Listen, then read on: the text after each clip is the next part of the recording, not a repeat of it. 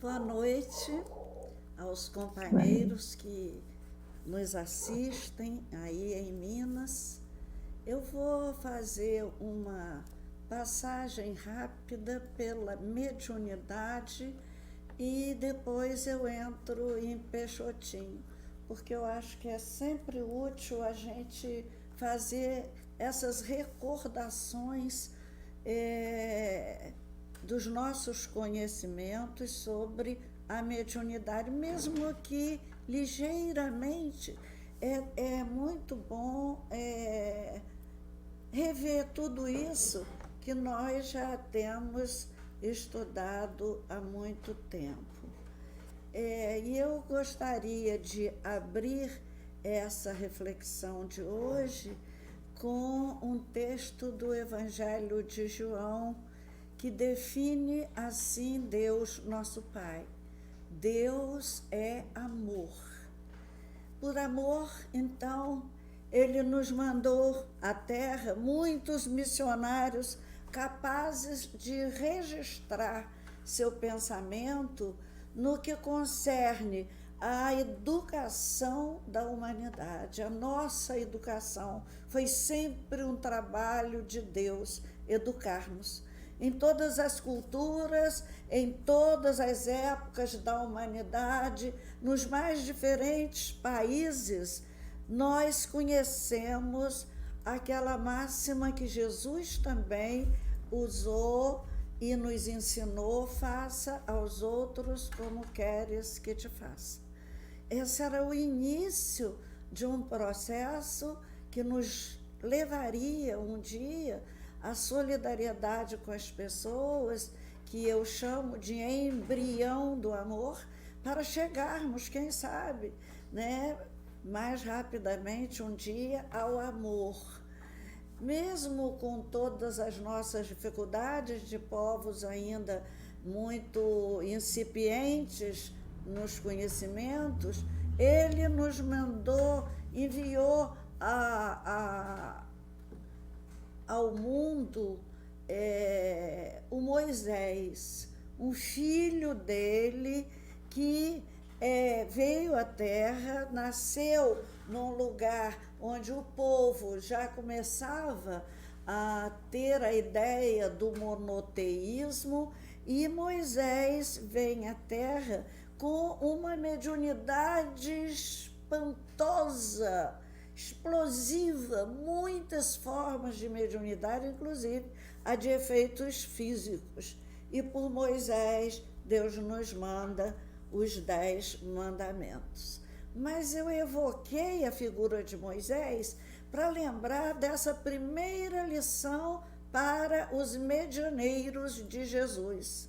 Ele lutou e lutou muito para educar seu povo, caminhou pelo deserto, rodando no mesmo lugar cerca de 40, ia para um lugar que distava dali 40 quilômetros, ele rodou uma vida, não é? Toda a gente sabe disso, no afã de educar e fazer uma nova geração, como que está acontecendo agora, para conduzir o povo à verdade.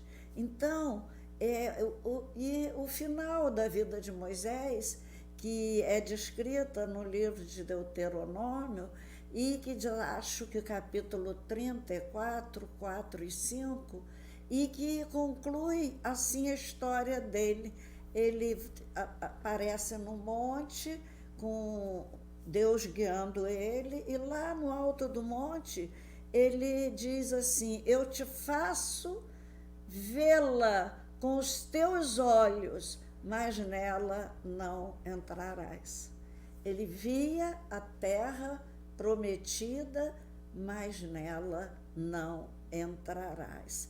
E conclui a vida de Moisés assim: e assim Moisés, o servo do Senhor, morreu ali, nas terras de Moabe, como disse o Senhor.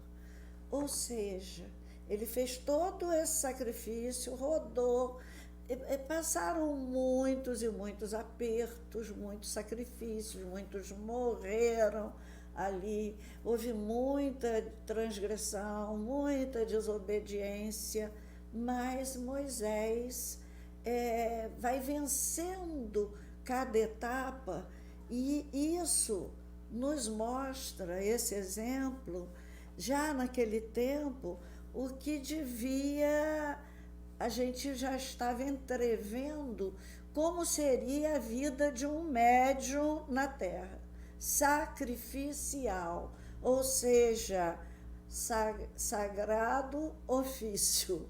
Era um ofício sagrado. Sagrado é aquilo que se separa, que não se pode misturar com o comum da vida, com o vulgar da vida. A vida do médium é um ofício sagrado. Ele planta muito, mas nada colhe aqui na terra. A colheita é lá do outro lado. Então, assim, nós, médiuns, todos conhecemos, primeiro a mediunidade torturada, quando se manifesta em seu início sob forma de obsessão, das mais simples até as mais complexas. E assim começa a mediunidade para a maioria dos médiuns. O sofrimento já vem no início como os primeiros avisos de necessidade imensa, de ampliação e de elevação consciencial.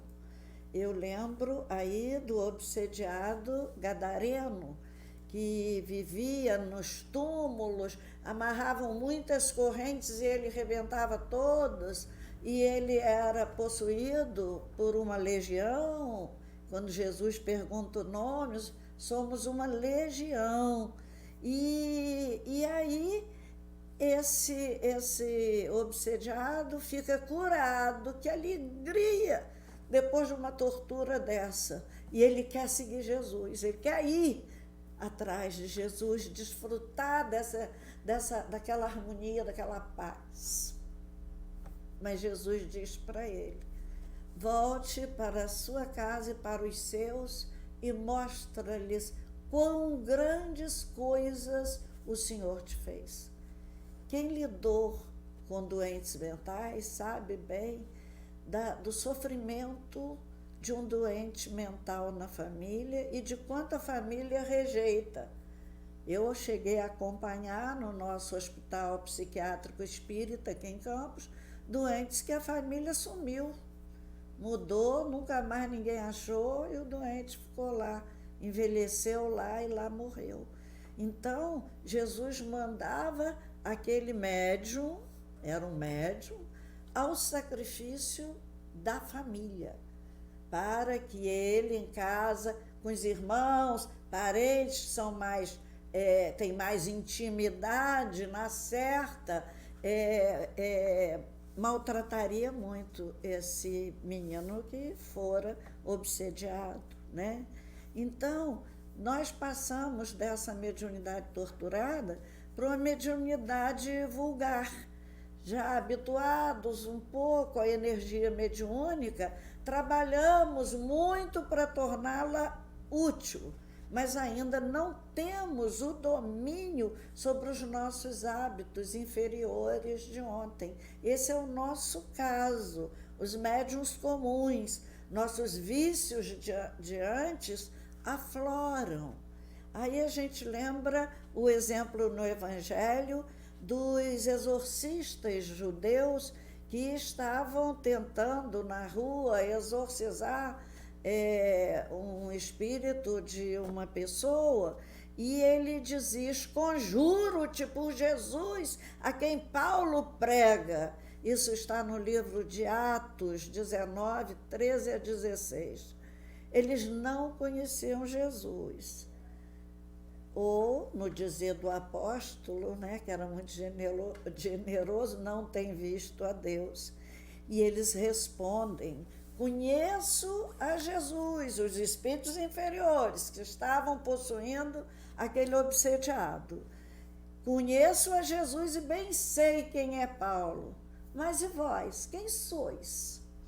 Ou seja, quando a gente pensa que já está engrenado, que já tem uma força moral para servir a humanidade, eis que nos pergunta: e vós, quem sois? Nós somos isso que a gente pode ser agora, né?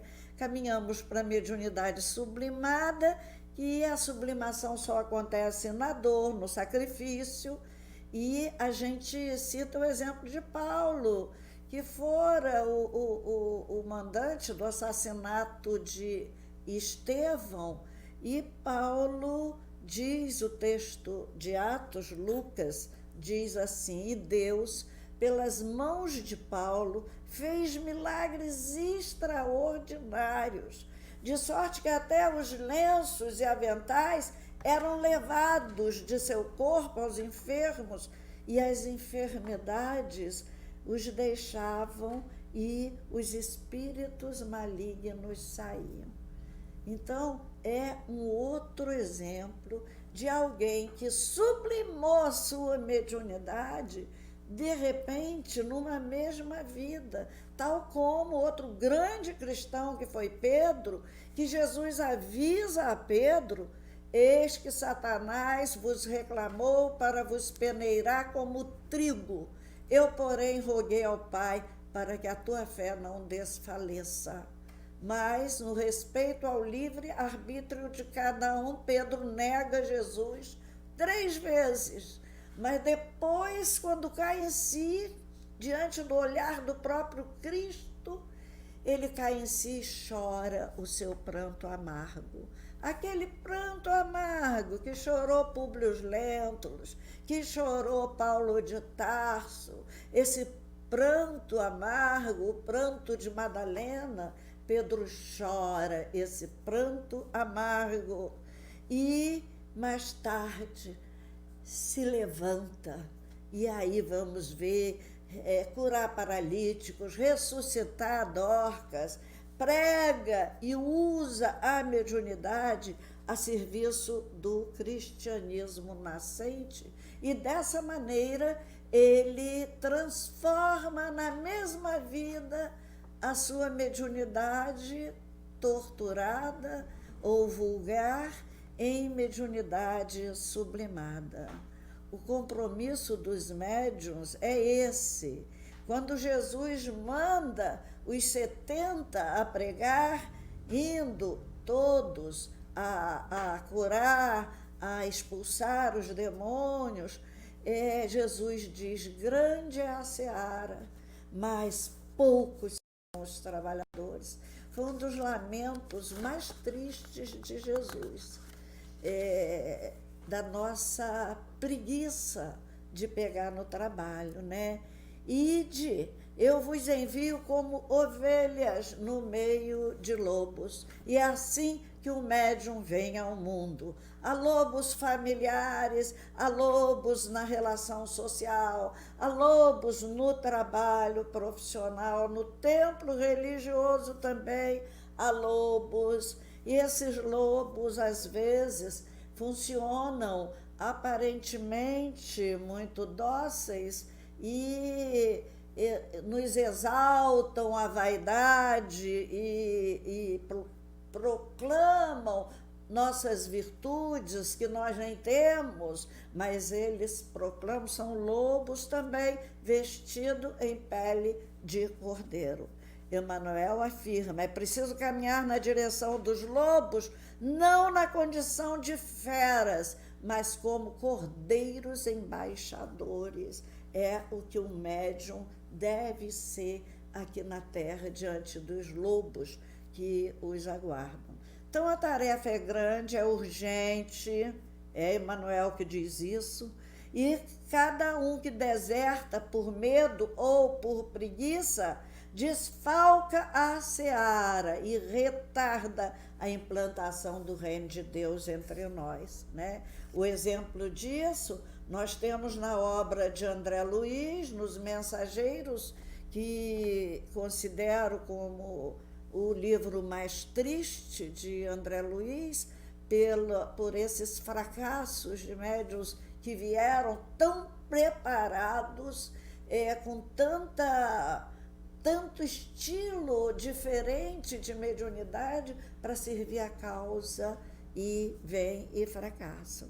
Então, nós temos um compromisso conosco mesmo, com o próximo, de servir incondicionalmente, sem desculpas e sem cansaços. A porta desta casa, onde eu moro, não se fechava, ficava aberta para os que chegassem, para os doentes que procuravam. Em época de frio, até os mendigos vinham, dormiam ali na sala e iam embora depois de um cafezinho da manhã reforçado. Assim era a vida aqui, atendendo a muitos obsediados, que é um capítulo da vida do médium de quem falaremos hoje, Peixotinho, que poucos conhecem. Conhece muito a mediunidade de efeitos físicos, mas ele teve inúmeras mediunidades. Nós vamos conversar sobre isso. Então, o médium tem compromisso, primeiro com ele, de se educar, de se evangelizar, para sublimar os seus dons, segundo a vontade de Deus. Tem compromisso com o próximo e, sobretudo, temos compromisso com a vida. A vida onde nós possamos atuar é um compromisso, sermos exemplo para as pessoas que convivem conosco. Humberto Vasconcelos, um escritor pernambucano, de quem eu gosto muito, foi quem fez essa obra sobre a vida de Peixotinho, é o biógrafo de Peixotinho, escreveu esse Materialização do Amor. Humberto Vasconcelos diz que a mediunidade é tarefa de peso. O portador da mediunidade com Jesus tem que ser um indivíduo diferenciado, guardar vigilância e oração constante, discrição e equilíbrio na vida familiar, sobriedade nas relações sociais. E ele faz uma distinção de mediunismo e mediunato. No mediunismo, vivem os que se educam no bem. No mediunismo vivem os que lutam por se educar no bem, aqueles que não conseguem se educar no evangelho. São os melindrosos, que não podem ser chamados a atenção a respeito de seus trabalhos, os que não usam os dons constantemente para o bem, servem-se mais da mediunidade para alimentar a sua vaidade do que presta serviço às criaturas com a sua mediunidade. E o mediunato é a operação dos que aceitam o sacrifício, toleram as acusações em silêncio, as difamações, não desistem do trabalho, porque sabem que servem a Jesus através das necessidades dos homens. Então, exemplos no Brasil não faltam, são muitos. Nós destacamos aqui Eurípides Barçanufo, que médium grandioso, Ivone Pereira, Chico Xavier e Peixotinho. São médiuns que serviram a causa, cada um na sua área, sem se desviar da sua área. E nós vimos na obra de André Luiz, tanto quanto com Emmanuel, em Seara dos Médiuns, que o médium vem com tarefa mais específica numa área. Ele pode transitar em sua mediunidade por outros caminhos, pela vidência, clarividência, clareaudiência, psicografia, psicofonia, pode. Mas a dedicação maior é a uma mediunidade, uma única mediunidade, que é onde ele foi mais preparado antes de reencarnar para atuar. Então, ele enfrenta a fase da mediunidade torturada, ele recebe, no caso, Peixotinho, por exemplo, o médium sempre recebe um amparo muito grande do alto e de companheiros aqui da Terra, que já vieram juntos para trabalharem em grupo e ajudarem aquele medianeiro. Amigos, queridos de outras épocas na Terra, se cercam do médium. Então, Peixotinho, aos adolescente, pré-adolescente, ele teve uma catalepsia e ficou 20 horas amortalhado, vestidinho de São Francisco de Assis, porque lá no Nordeste era assim, quando a criança nascia tinha um padrinho santo, e o padrinho dele, muito bem escolhido, porque ele vivia, até os passarinhos vinham comer na mão dele no quintal. Ele era afilhado de São Francisco, foi amortalhado, daí ele desperta 20 horas depois da morte. Ele levanta, o pai dele, meu avô, não quis enterrá-lo, achou muito repentino, porque ele pediu ao pai para trancá-lo no quarto e não abrir, porque os obsessores estavam levando-no para lugares ruins, de corpo e tudo, né, vivo. E lá, muita confusão, ele apareceu numa praia deserta, todo rasgado, mas a pancadaria da festa nada fez no corpo dele. Mas ele pequenininho, franzino, 1,62 m por aí, 1,60 m. Esse fato aconteceu e Viana de Carvalho, dizem, um dos maiores oradores que nós no Brasil conhecemos. Era um major da aeronáutica servindo em Fortaleza naquela época. Lê nos jornais esse fato estranho de um jovenzinho que havia voltado à vida depois de já estar num caixão amortalhado. E ele intuiu logo, um grande estudioso da doutrina, e intuiu logo que era um médium, né, em fase de explosão mediúnica, e foi à casa do meu avô. E lá meu avô o expulsou. Mas meu pai, quando voltou dessa catalepsia, ele ficou numa cadeira de rodas, as pernas não andavam mais. E aí ele gritou para o meu avô: eu vou com esse senhor, eu não vou ficar nessa cadeira de roda, porque não é o senhor que está aqui. Deixa, se é do demônio, mas veio até aqui me procurar para me ajudar, então que deixe o demônio entrar. Porque meu avô dizia que ele era espírita, era do demônio. Então ele entrou, levou meu pai, porque meu avô não permitiu que ele fizesse nada lá dentro, levou para o templo dele, onde hoje é a Federação Espírita do Estado do Ceará. E eu até fiz palestra lá, fiquei muito emocionada, né, porque foi o lugar onde meu pai nasceu moralmente para a tarefa. Então,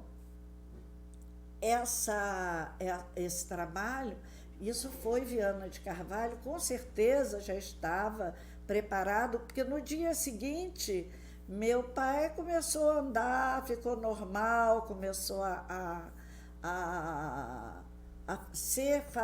o Viana começou a fazer uma série de experiências com ele.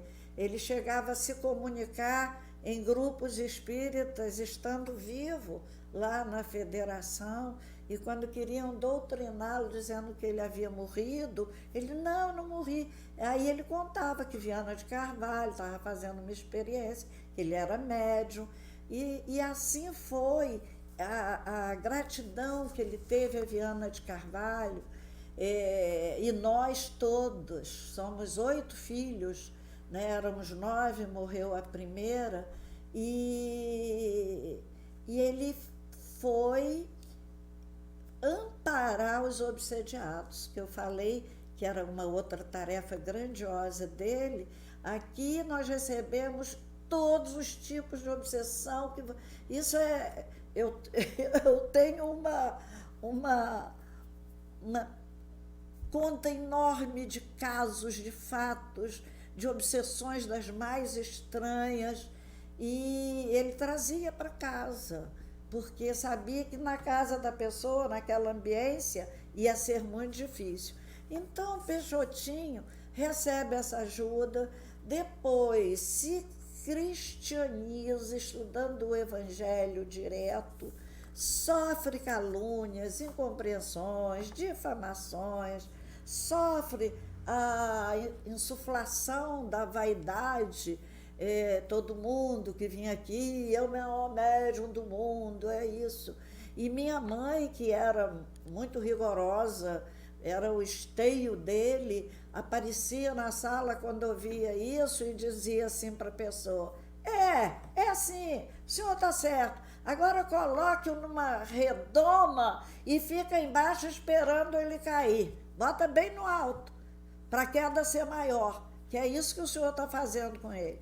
Então, ela era altamente sincera e até enérgica com ele na sua pureza, porque ele era um puro, era uma pessoa completamente, todo mundo era maravilhoso para ele, confiava nas pessoas, mesmo ele sabendo, porque ele via quem era cada criatura, mas ele queria dar uma chance, quem sabe, né? Então, essa mediunidade dele teve assim, para uma divisão mais didática para estudo, nós dividimos em 3 momentos, todos especialíssimos, em que aconteceram fatos muito, mas muito grandiosos, diferentes, em que a espiritualidade trabalhava na Terra junto aos homens. A primeira surge em Macaé, quando ele começa a mediunidade, e ele tinha medo.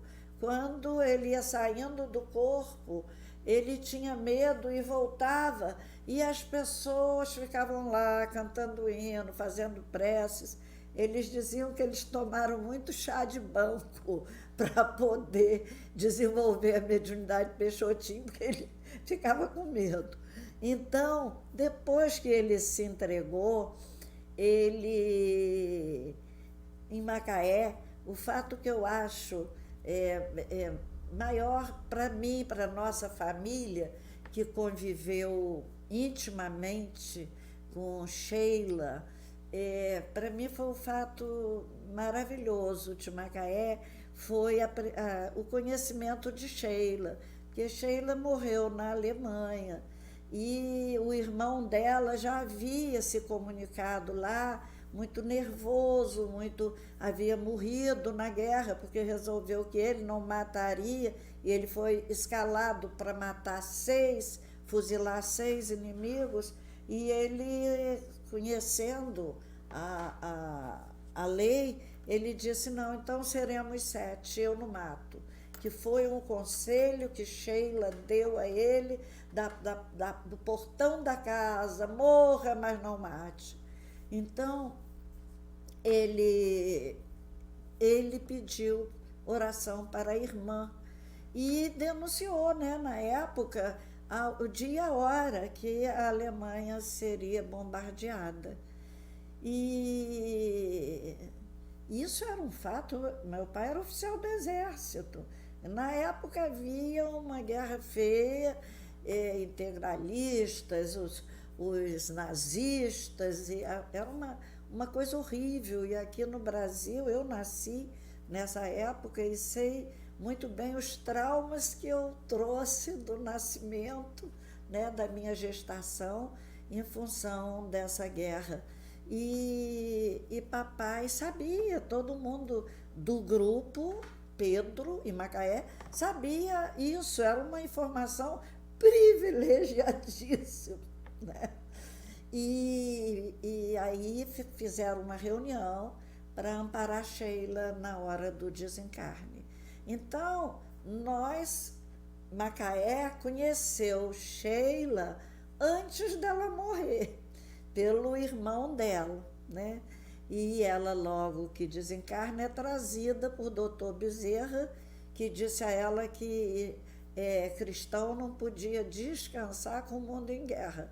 E ela logo desperta, né? E vai para o trabalho, vem se tratar aqui em Macaé com meu pai. E descobre, quando reencontra meu pai, que era um filho dela do passado. Então, por essa ligação, por divulgar Sheila para o Brasil inteiro e para o mundo, que em outras cidades aí do mundo, tem uma amiga nos Estados Unidos que é assim muito querida por Sheila e Sheila por ela. Então, essa divulgação desse espírito, que foi uma santa, né? Foi uma santa da Igreja Católica, que a gente vê essa linha de afinidade entre cristãos das mais diferentes eras, né? Lá também acontece, eu citei só 3, porque não dá para citar muitos fatos, mas um que eu achei interessante também, estão todos aqui nesse livro, é a cura de um cego em Portugal, porque os espíritos pediram uma reunião, que eles se reunissem, que eles iam curar um cego lá em Portugal. E fizeram a reunião, e uns 2 dias depois, alguém lá no Rio compra o jornal e lê milagre, um cego, aí dava a cidade, tudo. Um cego foi dormir cego e amanheceu vendo. Então, eles já sabiam que foi uma cura feita a muita distância. Então, com a possibilidade de trabalho do médium de efeitos físicos é assim, imensa. Muitas vezes meu pai estava de guarda numa guarita, porque era oficial, né? Era na época, era sargento do Exército, e ele estava de guarda e vigiando a praia, ficava Forte de Macaé, na beira do mar, e ele ficava ali. Aí os espíritos diziam a ele: deita um pouquinho que nós estamos precisando socorrer fulano. Aí ele deitava e os espíritos naturalmente guardavam a costa brasileira. E ele ali trabalhava por mais um. Então, era um trabalho sem hora para o trabalho. Que eu acho também outro fenômeno muito interessante, foi uma pedra enorme. Eles estavam construindo o conhecido Lar de Maria, lá em Macaé, até hoje é conhecido, e puseram uma pedra imensa dentro do salão, que precisou de 8 ou 10 homens para pegar aquela pedra e retirar do salão no dia seguinte. E aí, na outra reunião, eles explicaram a lição que eles estavam dando, que eles entendessem que, se eles quisessem, eles poderiam ali materializar uma joia preciosa, o que fosse, para a construção daquela obra, mas que impediria a construção verdadeira, a construção de base, que era a união e a harmonia entre os irmãos, que ia acontecendo nos chás, nos almoços, em toda aquela programação de eventos que a gente faz para construir uma obra espírita. É ali que acontece a obra. É na união entre os companheiros de uma mesma casa espírita. Eu trouxe essa porque ela traz em si uma grande lição. Aí, na segunda fase, é no Rio de Janeiro.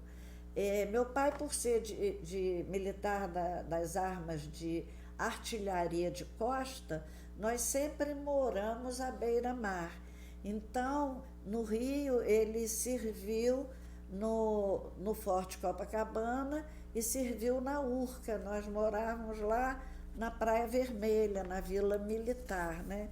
Então, no Rio de Janeiro, acontece assim, um fato que, para quem estuda efeitos físicos, quem conhece a materialização de espíritos com profundidade, é um fato assim, grandioso, porque materializavam-se dois espíritos ao mesmo tempo.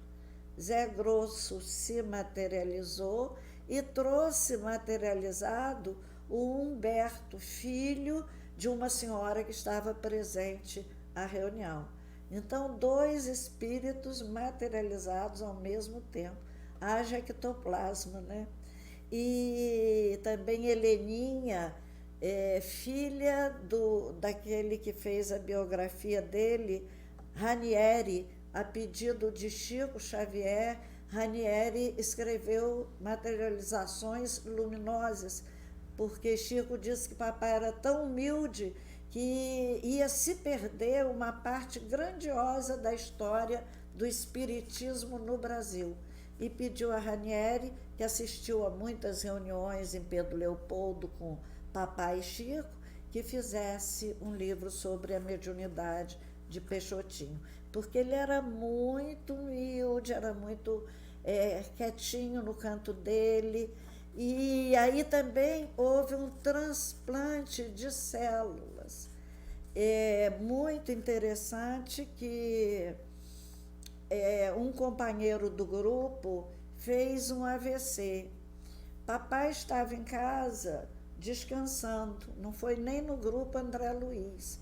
E mamãe vai acordá-lo e vê uma placa aqui no peito dele, escrito assim: não acorde o médium, estamos trabalhando por Ferreira, que fez um AVC agora. Então era uma mediunidade sem hora de trabalhar. Mamãe pega uma mensagem, um livro de mensagem, e vai lendo ali baixinho para ajudar aos espíritos naquele trabalho. Foi a companheira perfeita. Um dia eu ainda conto a história dela, e já surgiu obra aí até lá no Sul, com o nome dela, lá no Porto Velho também. Ela era uma figura maravilhosa. E também tem um outro caso no Rio, de um lenço de Maria Amélia Ribeiro de Castro, que era até de Campos, mas foi a uma reunião no Rio, e pediu a Sheila para botar o perfume dela, aquele perfume maravilhoso de rosas, para botar um perfume.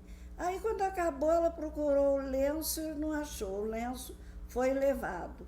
Daí um tempo, já em Campos, aqui na Escola Jesus Cristo, numa reunião aqui, o lenço é devolvido com cada ponta do lenço escrito: paz, união, harmonia, amor.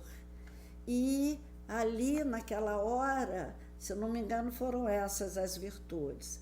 E com autógrafo de Nina Aroeira, um espírito iluminadíssimo, que fora na Terra, noiva do professor Clóvis Tavares, que o Brasil inteiro conhece pela sua obra, e Sheila também autografou.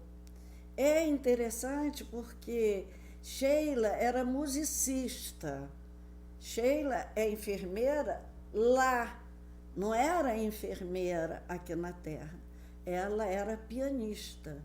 E ela, deixando um papel na cabine, Sheila deixou a letra e a partitura de um hino que a mocidade espírita do grupo André Luiz do Rio cantava muito.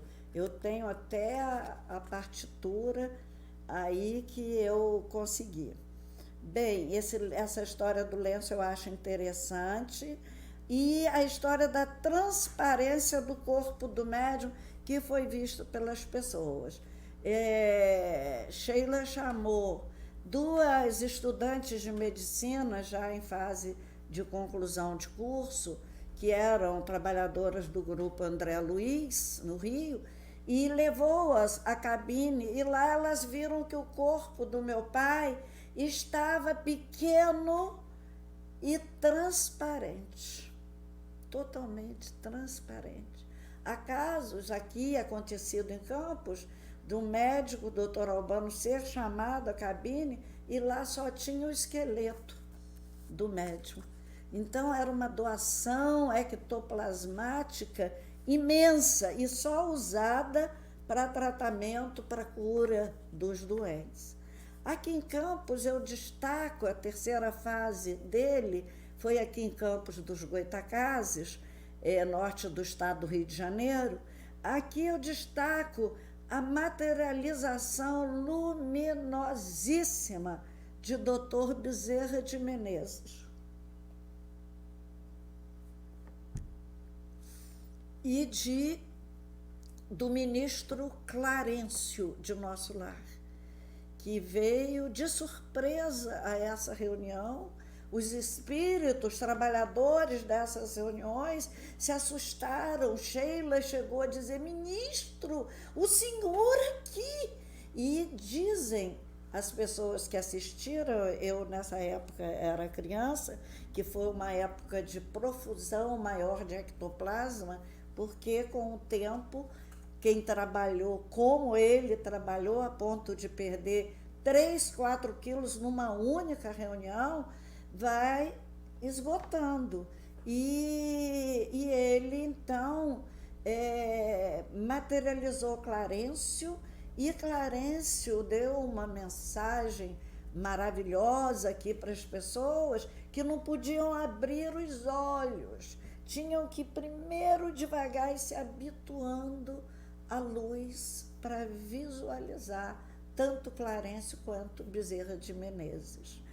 Aqui também, um fato que eu achei interessante, cada um, se vocês fossem escolher aqui no livro, por certeza podia escolher outros fatos, mas os que mais me são gratos até pelos espíritos envolvidos, porque essa casa aqui era repleta de grandes espíritos, e um vestido prateado com que Nina Aroeira se materializou e que chamou a atenção, porque diziam que era prateado, mas era um prata do luar. Não era prateado, esse grosseiro desses prata que a gente usa aí no carnaval, a gente não, que eu nunca brinquei, mas que as pessoas usam. Não, era uma luz prateada como a luz do luar. O tecido de que era feito, a roupa dela, que até uma costureira chegou em casa e desenhou o vestido todo. Também teve um caso de um menino que veio aqui com um parafuso no pulmão, era de Rio Bonito. E uma criança de seus 7 anos, ou 5, engolido um parafuso. E os médicos não conseguiam localizar. Quando achava o parafuso num lugar, naquela época era só raio-x, né? E localizava, o parafuso ia para outro. E aí eles ouviram falar de Peixotinho e bateram aqui, foi marcado, e esse pessoal vinha e ficava aqui, porque papai oferecia, tinha pena de gastar dinheiro com hotel, e eles ficavam aqui. E o menino, esse parafuso foi retirado, e Sheila colocou na mão de todo mundo esse parafuso. Então, são fenômenos que aconteciam por onde ele andava. Aqui em casa, no nosso culto, nessa mesa, o culto do lar, os espíritos jogavam flores, mas eram muitas flores. E a gente escolhia a flor que a gente queria. E eles jogavam, né? E a gente olhava para o céu para ver de onde que ela caía, mas ninguém via, porque materializava já em cima. Então, eu lembro de um congresso espírita no Maracanãzinho, em que ele estava, e nossa mãe, caiu muita pedra, água da cachoeira, da fonte de Vichy. Hoje a gente paga caro essa água, né, para conservar o rosto, e era materializada aqui muita coisa de outras regiões do planeta que eles traziam para a gente conhecer. Então, tem essas materializações, e teve também uma que eu acho interessante, em Fortaleza. Ele ia todo ano a Fortaleza, ver a terra dele, os parentes, depois que ele se aposentou. E aí, lá em Fortaleza, materializou-se uma senhora e deu o nome dela, deu o nome do marido, o endereço do marido, lá em Portugal, e pediu que ela foi fotografada, tinha um companheiro que fotografava, são as fotos que eu vou mostrar aqui no final, e ela, aí foi o retrato. Ele veio ao Brasil imediatamente para encontrar com a mulher dele, Maria Duarte.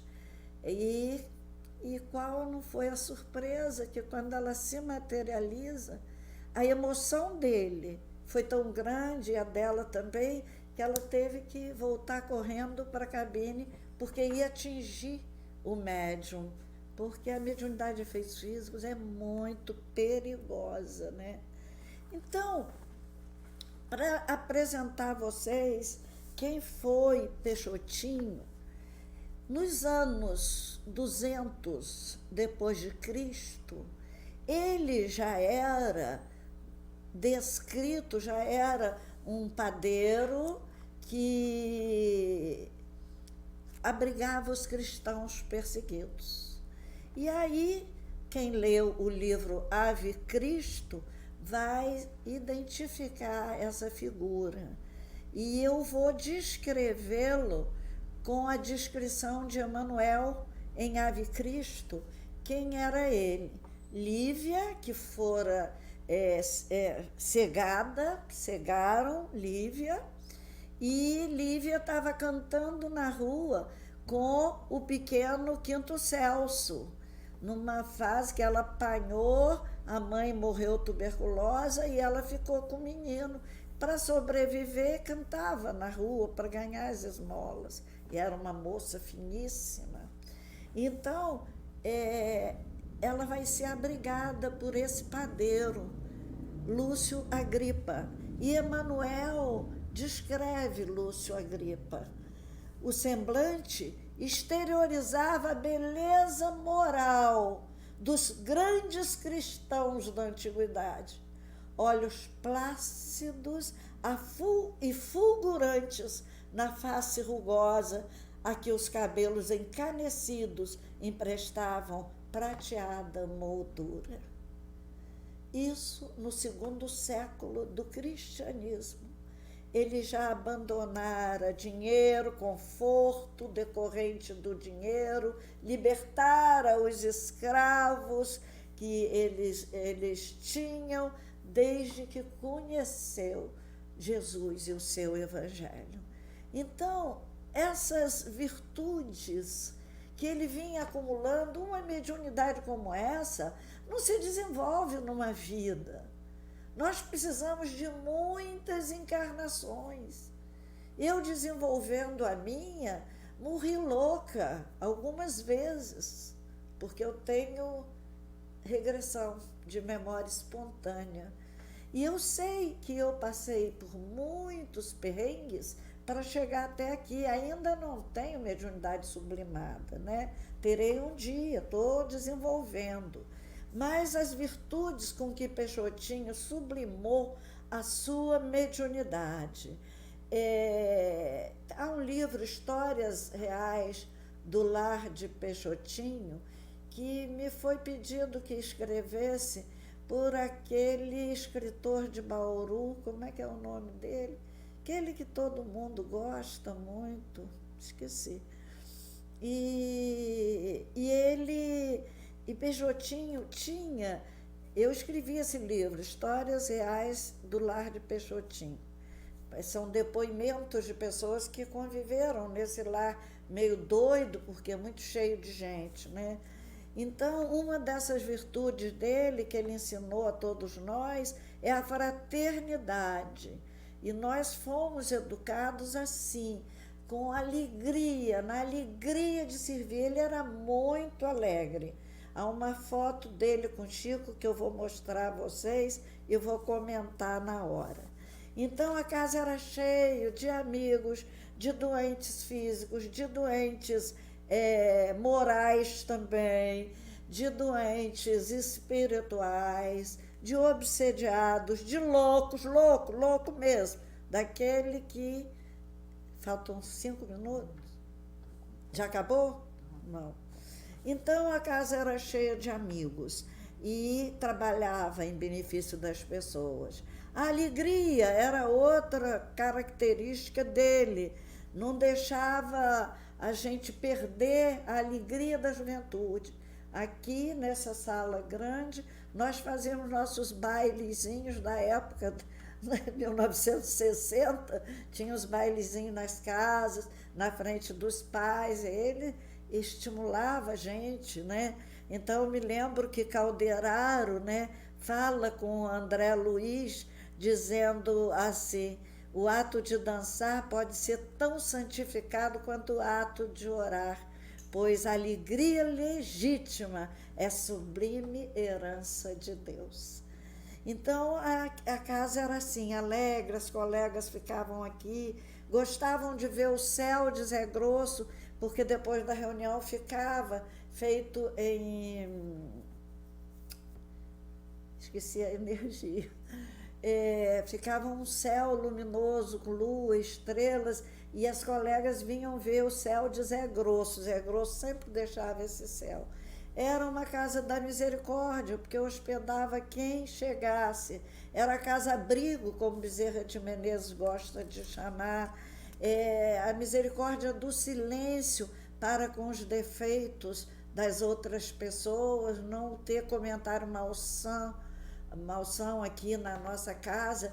Ali está um quadrinho que ele botou, que dizia assim: Cristo é o chefe desta casa, hóspede invisível em cada refeição e ouvinte silencioso em cada conversação.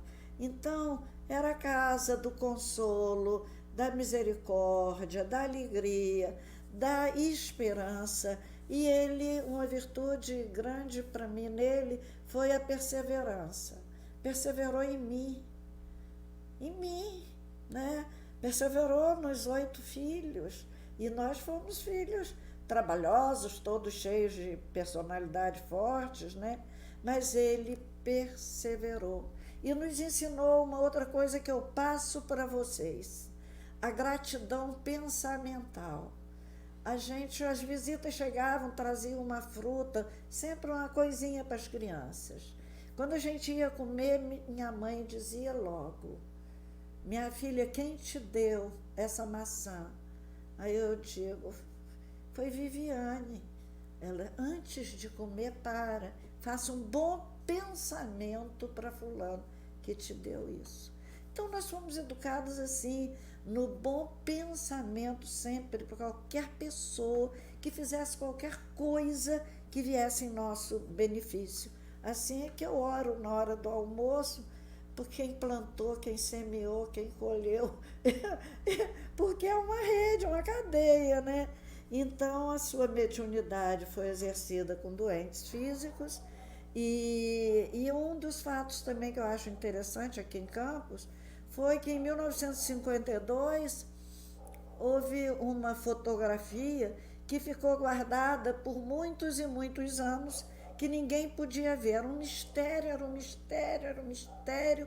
Essa fotografia não foi revelada, e os espíritos disseram que só eles diriam a época em que essa foto pudesse ser revelada. Passam-se os anos. Na década de 70, final de 70, meados da década de 70, foi liberado através da mediunidade de Newton Boechat, um grande orador brasileiro, a quem rendo meu carinho nessa hora. E foi liberado. E quando se abriu e revelou o que era aquela foto, era um tomógrafo que só chegou ao Brasil na década de 70, no início da década, na Beneficência, acho que em 77. Eu já nem me lembro, já esqueci. Mas que chegou ao Brasil e aí as pessoas poderiam saber com que elas conviveram aquele tempo todo. Aqui tinha toda essa aparelhagem materializada. Eles traziam, materializavam. Havia até um que quando se colocava a mão, era como uma geleia, uma coisa mole, que punha a mão naquilo e punha a mão no corpo da pessoa e ia direto no órgão a ser tratado, colocava-se a mão no órgão. Então, essa história do tomógrafo, eu estou contando porque foi uma curiosidade de um grupo enorme de pessoas durante... Ele morreu em 66, isso aconteceu em 1952, e foi liberado por volta de 77, 78, para que as pessoas tenham noção do que veio à Terra através da mediunidade de Peixotinho. Tinha também um disco verde, que era um verde claro, transparente, que colocava sobre o órgão afetado e podia-se olhar o funcionamento daquele órgão, como ele estava. Então, cirurgias, muito câncer foi curado aqui naquela época, muitas pessoas, muitos obsediados também ficaram livres, muita gente foi curada em sua alma, como Ledinha, uma moça de 19 anos que ficou leprosa e queria se matar, e Sheila confirmou para ela que ela estava realmente com lepra, mas que era a quinta encarnação que ela vinha com lepra e queria se libertar, e ela não suportava e se matava. Ela era suicida e naquela vida ela não ia se matar. Então essa foi uma cura espiritual feita aqui com a materialização de Sheila, que era uma doçura de pessoa. Então ele era médium receitista, clarividente, clareaudiente, de desdobramento, de psicografia, mecânica e inspirada. Ele escrevia só com a direita, mas psicografava com as duas, rapidamente, cada mensagem de um teor. E, às vezes, fazia uma psicofonia. Quer dizer, ele era totalmente tomado pelos espíritos. Tinha essa mediunidade mecânica, né? E tinha inspiração, tinha incorporação e tinha efeitos físicos. Mas sua marca era a simplicidade e a humildade. Seu refrão era esse: quem quiser ser o maior, seja como quem serve, que é de Paulo de Tarso. Então, eu relembro agora Paulo de Tarso para falar do amor, né? Ainda que eu falasse a língua dos homens e dos anjos, se não tiver amor, serei como símbolo que retine um metal. O amor é paciente, né? O amor não se ufana, não arde em ciúmes, não é leviano. E foi esse amor que Peixotinho trouxe à Terra. E deixo a mensagem que ele nos ensinou desde criança, do livro de João com que eu abri essa palestra. Deus é amor. Confiemos que médiuns de efeitos físicos não existem em profusão, e não é porque o mundo não precise, é porque os homens não conseguem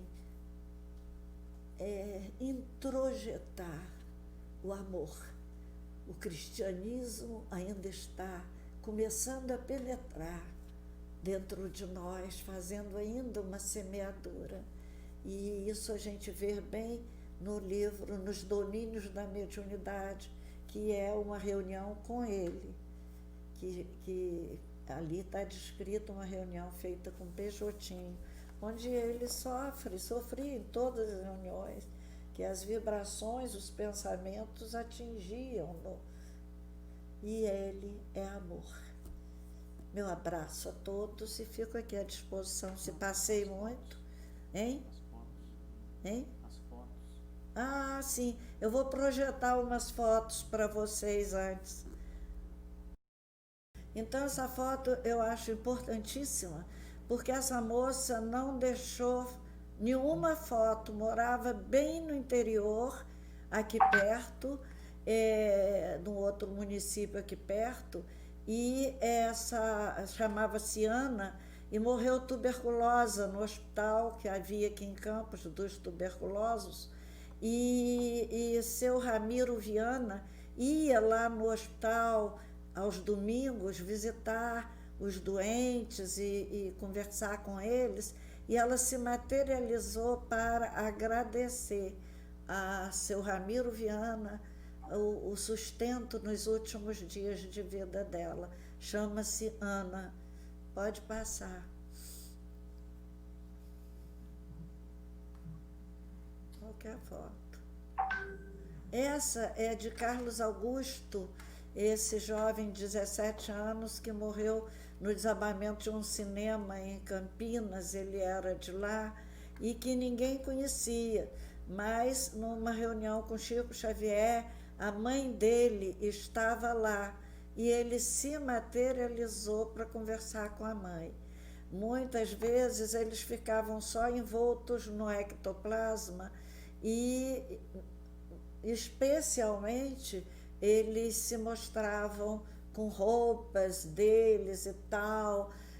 A minha irmã Araci, que morreu, se materializou uma vez vestida como uma espanhola, e as pessoas descreviam, as roupas eram lindíssimas. Pode passar. Essa é a materialização que eu falei da mulher que o marido veio de Portugal para revê-la, e na hora a emoção não deixou. Vocês estão vendo o ectoplasma saindo pelos orifícios, né? Até pelo cotovelo podia sair, mas ele não precisava disso, tinha em abundância. Aí é uma foto dele pequenininho aí, com Clóvis Tavares, Pietro Baldi, o filósofo italiano. Ele é o menorzinho aí na frente. Até no tamanho ele foi humilde. E essa foto remete àquele caso de Humberto de Campos, contra a mulher de Humberto de Campos, contra a família, contra Chico Xavier, querendo receber os direitos autorais do marido. E ela era do Maranhão, foi ao Ceará. Meu pai soube, e fraterno como ele era, foi conhecer Dona Ana Veras Campos. Essa senhora é a mãe do grande Humberto de Campos. Era mais uma das suas características, a solidariedade, a fraternidade. Acabou? Eu encerro com essa, que o Humberto Vasconcelos comenta sempre, que daria tudo para saber o que papai contou para Chico, que Chico abriu aquela gargalhada tão grande. Os dois se amavam muito, porque os dois eram de muito bom humor, muito engraçados, e papai era um nordestino de raciocínio rapidíssimo, que tinha sempre uma brincadeira para tudo que era fato, obviamente, coisas de alto nível, né? E Chico se divertia muito com ele, sentia saudade, escrevia, pedia para ele ir, que ele estava com saudade de Nina. Grande abraço a todos.